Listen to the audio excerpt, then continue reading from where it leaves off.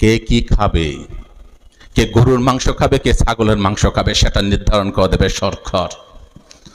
কে চলবে, কে নামাজ পড়বে, কে মন্দিরে যাবে, সেটা নির্ধারণ করে দেবে সরকার। এটা সরকারের কাজ নয়। সরকারের কাজ হচ্ছে মানুষকে ভালোবাসা। ভারতবর্ষের সকল নাগরিক যারা এই ভারতবর্ষের ভোটাধিকার রয়েছে, এই ভারতবর্ষের নাগরিকত্ব রয়েছে, তাদের সকলের মান সম্মান, তাদের প্রাণের দায়িত্ব নিয়ে কাজ করার দায়িত্ব রয়েছে সরকারের। কে খাবে, কে পড়বে, কে কি বলবে না বলবে, তার দায়িত্ব সরকারের নয়।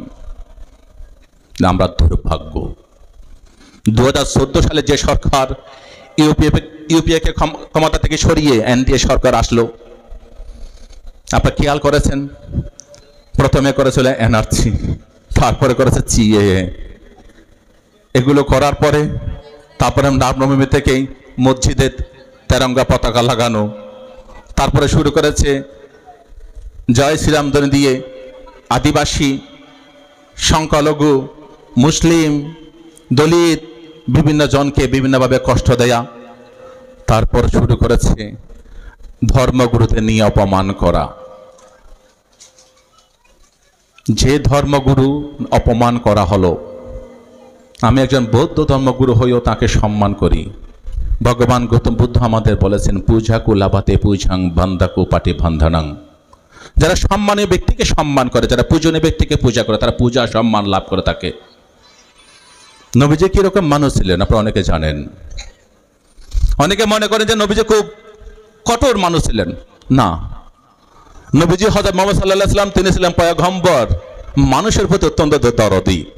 আপনারা জানেন সেই সময় ইহুদিদের সাথে যে মক্কা মদিনায় যে লড়াই চলছিল, ইহুদিরা ছিল আমাদের নবীজির প্রধান এবং প্রথম শত্রু।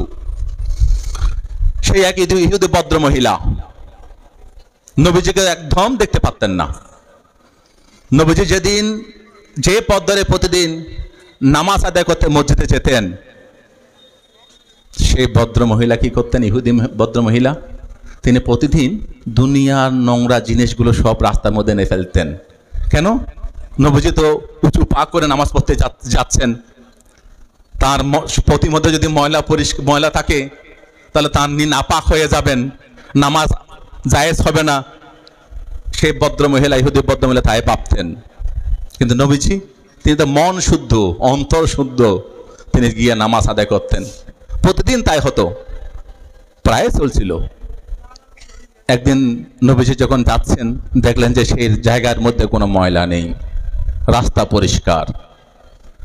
নবীজি ভাবলেন কি হলো, এই ভদ্র মহিলা কোথায় গেলেন, যিনি প্রতিদিন আমার নামাজে যাওয়ার পথে ময়লা ফেলতেন, কাদা ফেলতেন, নোংরা ফেলতেন। তিনি খবর নিলেন তিনি কোথায় থাকেন। চলে গেলেন সেই বৃদ্ধা বুড়িমার কাছে, গিয়ে বললেন, দেখলেন যে তিনি বিছানায় শায়িত। নবীজি বলছেন, মা তুমি কি অসুস্থ? বলছে, হ্যাঁ বাবা, তুমি কে? বলছে, আমি সেই হযরত মুহাম্মদ, যিনি প্রতিদিন নামাজ আদায় করতে যাওয়ার সময় তুমি নাপাক করার জন্য ময়লা ফেলতে। আজকে আমি দেখলাম রাস্তার মধ্যে কোনো ময়লা নেই, কোনো কাদা নেই। আমি বুঝতে পারলাম তুমি আর কোনো ক্ষতি হয়েছে, তোমার কোনো অসুবিধা হয়েছে, তাই তোমাকে আমি দেখতে ছুটে আসলাম। আমি আল্লাহর কাছে দোয়া করছি, মা তুমি সুস্থ হয়ে যাও, তুমি ভালো হয়ে যাও। এটাই হচ্ছে নবীজি। নবীজির এই আদর্শটা আমাদের কাছে উদ্দেশ্য, এই নবীজির এই আদর্শটা আমাদের কাছে আদর্শ। এই আদর্শের মধ্য দিয়ে নবীজি ভারত, শুধু মক্কা মদিনা নয়, সারা বিশ্বকে ইসলাম ধর্মের মধ্যে প্রবর্তিত করেছিলেন। সেই নবীজির নামে কুরুচিকর মন্তব্য যাকে নিয়ে করলেন, মা আয়েশা। তিনি ছিলেন তৎকালীন সর্বশ্রেষ্ঠ গুণী ভদ্র মহিলা। আপনারা অনেকে জানেন যে আমাদের নবীজির প্রায় 11 জন বিবি ছিল, তার মধ্যে সবচেয়ে কনিষ্ঠ ছিলেন আয়েশা মা। এই আয়েশা ছিলেন সবচেয়ে জ্ঞানী এবং গুরুগম্ভীর ভদ্র মহিলা, যিনি পবিত্র আল কোরআন নবীজির পরে এই ভারত মক্কা মদিনার মধ্যে তিনি আল হাদিসকে তিনি রপ্ত করেছিলেন এবং সেগুলো প্রসার করার দায়িত্ব নিয়েছিলেন সেই মা আয়েশা। তাদের দুজনকে নিয়ে করল মন্তব্য নূপুর শর্মা। একটু গভীর করে ভাবুন, যারা বুদ্ধিমান আছেন একটু গভীরভাবে ভাবুন, কেন এটা হলো? এটা কি নূপুর শর্মা করেছে? না, নূপুর শর্মাকে দিয়ে কেউ করিয়েছে। খুব ভাববেন, ভাবনাটা হচ্ছে একটাই, ওরা জানে যে মুসলমানদের কে যদি কোনোভাবে আঘাত করা হয়, যখন সিএ হলো আমরা আন্দোলন করলাম, এনআরসি হলো আমরা আন্দোলন করলাম তার প্রতিবাদে, বিভিন্ন সময় যখন বুলডোজার চালালো আমরা তবু শান্তিপ্রিয় আন্দোলন করলাম, তখন তারা ডিলটা মারলো একদম নবীজির গায়ে, যাতে পুরো মুসলিম জনতা যেন কেঁপে ওঠে। কেঁপে ওঠে কি করবে? তাদের একটাই লক্ষ্য, হিন্দুদের থেকে মুসলিমদের আলাদা করো, হিন্দু ভাইদের থেকে মুসলিমদের সম্পর্কে একটা বিরূপ প্রতিক্রিয়া সৃষ্টি করা, বিরূপ মনোভাব তৈরি করো, যাতে হিন্দু মুসলিমের মধ্যে একটা বিভাজন রেখা তৈরি হয়। কিন্তু এই বাংলায় দেখাতে পারে, এখানে কোনো বিভাজনের রেখা হতে পারে না। এই বাংলা সম্প্রীতির বাংলা, এই বাংলা হিন্দু মুসলিম বৌদ্ধ খ্রিস্টান জৈন শিখ সকল ধর্মের আদর্শের বাংলা। এই বাংলায় আমরা কোনোদিন এইরকম বিবাদ মানব না, মানতে পারি না। আমরা সবাই এক আছি, এক থাকবো। আজকে এই নুপুর শর্মা বলুন, এই সিএএ বলুন, এই এনআরসি বলুন, এইসব আন্দোলন আজকে স্বপ্ন বাদুড়িকে তৈরি করে, এইসব আন্দোলন অরুণজ্যোতি বিক্ষুকে এরকম মুসলিম সমাজে নিয়ে আসে। আমি আসার আগেই আজকে ধর্মতলায় রানী রাসমণি রোডে আমাদের জমিয়ত উলামা হিন্দের প্রায় 2 লক্ষ মানুষের সমাবেশ ছিল, সেখানে আমরা মিটিং করে এখানে আসলাম। তো এই আন্দোলন আপনাদেরকে অবশ্যই করতে হবে, এটা কিন্তু শেষ নয় মুসলিম ভাই বোনেরা, এটা কিন্তু শেষ নয়। এরপর আরো বড় আঘাত আসবে, এরপর আরো বড় আঘাত আমাদের জন্য অপেক্ষা করছে, খেয়াল রাখবেন। কিন্তু কখনো কোনো অবস্থায় যারা নবীজিকে ভালোবাসেন, যারা আল হাদিসকে ভালোবাসেন, যারা আল কোরআনকে ভালোবাসেন, তারা কখনো আইন হাতে তুলে নেবেন না, শান্তিভাবে শান্তিপ্রিয়ভাবে আন্দোলন করবেন। কখনো ভাববেন না যে আপনাদের থেকে যারা গাড়ি করে যাচ্ছে সেই মানুষগুলো আলাদা, তারা ভাববেন সবাই আল্লাহর প্রেরিত পুরুষ, তারা আমাদের ভাই। তাই কোনো গাড়ি ভাঙা, কোনো থানাতে আগুন দেওয়া, কোনো গাড়িতে আগুন দেওয়া, এই কাজ কখনো করতে যাবেন না। আপনারা যারা এখানে আছেন, যারা আজকে এখানে প্রায় কয়েক হাজার মানুষ আছেন, আপনারা প্রত্যেকে এক একজন আল্লাহর মেসেঞ্জার হন, নবীজির মেসেঞ্জার হন, আল হাদিসের মেসেঞ্জার হন, আল কোরআনের মেসেঞ্জার হন। আমাদের একটাই লক্ষ্য, আমাদের নবীজির বিরুদ্ধে যে আন্দোলন, যে কুরুচিকর মন্তব্য হয়েছে, আমরা তার অবশ্যই প্রতিবাদ করব, তাকে আমরা ধিক্কার জানাবো, তার জন্য আমরা বিক্ষোভ করব। যতক্ষণ নুপুর শর্মা এবং নবীন জিন্দাল গ্রেপ্তার না হবে, ততক্ষণ আমাদের আন্দোলন শান্তিপ্রিয়ভাবে সারা বাংলা নয়, সারা ভারতবর্ষে নয়, সারা বিশ্বের মধ্যে চলছে, এই আন্দোলন চলবে। কিন্তু ভাইয়েরা সবসময় মাথা রাখবেন যে আমরা কখনো অশান্ত হব না, আমরা কখনো ভাঙচুরের রাস্তায় যাব না। সেই দিন যখন আসবে তখন ডাক আসবে, যেদিন জিহাদ ঘোষণা হবে সেদিন নামবেন, এখন নয়, এখন সময় নয়। আমাদেরকে মাথায় রাখবেন যে আমাদের হিন্দু মুসলিমদের মধ্যে আলাদা বিভাজন রেখা তৈরি করে 2024 ইলেকশন জেতার পায়তারা করছে এই সরকার। 2024 ইলেকশন যখন সামনে আসছে, তখন এইরকম কাণ্ডগুলো ঘটায়। আপনারা খেয়াল করবেন, প্রতিবার ইলেকশন আগে এরকম কাণ্ড ঘটাবে, হিন্দু মুসলিম আলাদা করে হিন্দু ভোটগুলোকে এককাট্টা করার চেষ্টা করবে। তাই আপনারা সবসময় চেষ্টা করবেন। নবীজি কি করতেন? আপনাদের আজকে নবীজির জন্য আমরা গলা ফাটাচ্ছি, সেই নবীজি কিরকম মানুষ ছিলেন, তিনি কি করতেন? তার রাস্তায় যখন কাঁটায় ফেলা হতো, তিনি কাঁটায় বিশেষ সরিয়ে দিতেন। তিনি কারো রাস্তায় কোনোদিন কাঁটা হয়ে দাঁড়াননি। তিনি কি বলেছেন? তিনি বলেছেন যদি তোমার প্রতিবেশী, তিনি ইহুদি হতে পারে, তিনি কুরাইশ হতে পারে, তিনি নন মুসলিম হতে পারে, কিন্তু তোমার প্রতিবেশী যদি নাকিয়ে ঘুমিয়ে থাকে, তুমি যদি খাও, সেটা তোমার জায়েজ হবে না। কত বড় কথা যে তুমি তোমার প্রতিবেশীকে ভালোবাসো, তোমার প্রতিবেশীর প্রতি তুমি সম্মান করো। এই রকম কথাগুলো নবীজির মুখ থেকে বেরিয়েছিল। আপনারা জানেন, একদিন এক ইহুদির লাশ নিয়ে যাওয়া হচ্ছিল। হযরত মুহাম্মদ সাল্লাল্লাহু আলাইহি সাল্লাম তিনি দেখতে পেলেন যে একটা লাশ যাচ্ছে। নবীজি সরে দাঁড়ালেন, তার জন্য আল্লাহর কাছে দোয়া করলেন। তখন তার যারা সখী ছিল, যারা সহচর ছিল, তারা বলছেন, নবীজি, হযরত মুহাম্মদ আপনি এটা কি করছেন?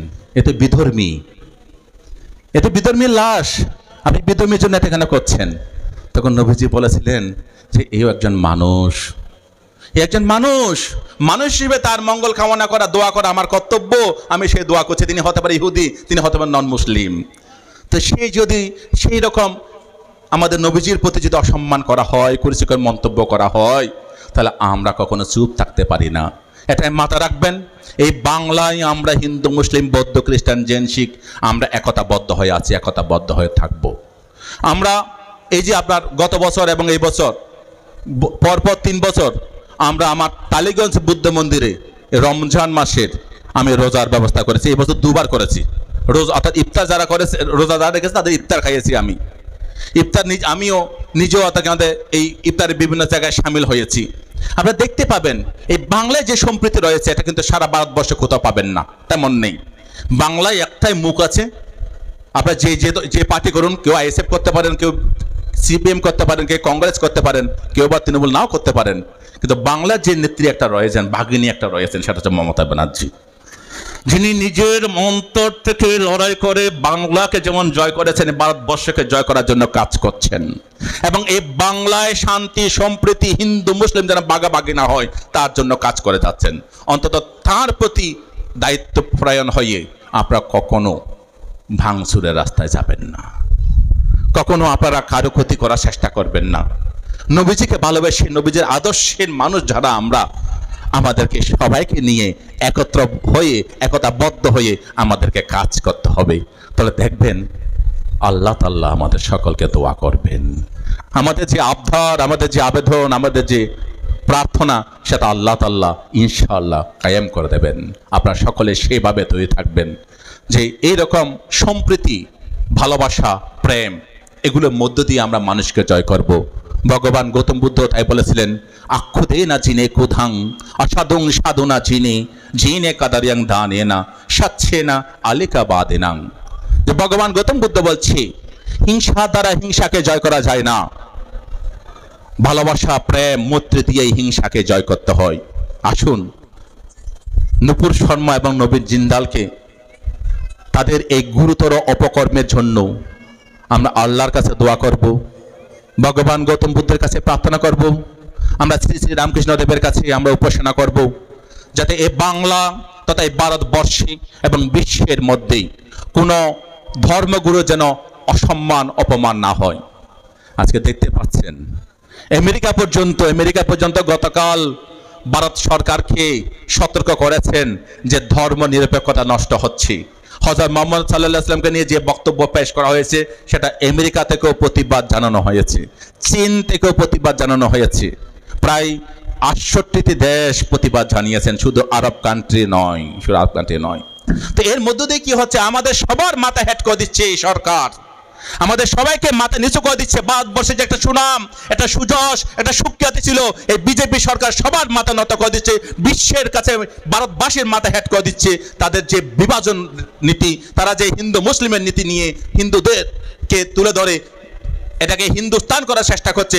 আমরা এই ভারতবর্ষকে হিন্দুস্তান চাই না, আমরা এই ভারতবর্ষকে ভারত হিসেবে চাই, ভারতবর্ষ হিসেবে চাই। সেই আবেদন জানিয়ে আমরা নবীজির প্রতি যে অপমান, যে কুরুচিকর মন্তব্য করা হয়েছে তার তীব্র ধিক্কার জানিয়ে নূপুর শর্মা এবং নবীন জিন্দালের অবিলম্বে গ্রেপ্তারির দাবি জানিয়ে তাদের দৃষ্টান্তমূলক শাস্তির আবেদন করে আপনাদের সকলকে শান্ত, সম্প্রীতি এবং ঐক্যতা বজায় রেখে বিক্ষোভ প্রদর্শনের আহ্বান জানিয়ে আজকে উলামা পরিষদ মিনাকা ব্লক থেকে যেই বিক্ষোভ সমাবেশ এখানে করা হলো, আমাকে যারা এখানে আসার জন্য আমন্ত্রণ জানিয়েছেন, আমাদের গিয়াসউদ্দিন থেকে তাজউদ্দিন ভাই, আমাদের শফিকুল ইসলাম, তাদের সকলকে আমার কৃতজ্ঞতা জানিয়ে আপনারা যারা আমার প্রিয় ভাইয়েরা আছেন, বোনেরা আছেন, আপনারা প্রত্যেকেই সম্প্রীতির জন্য কাজ করবেন, শান্তিপ্রিয়ভাবে লড়াই করবেন।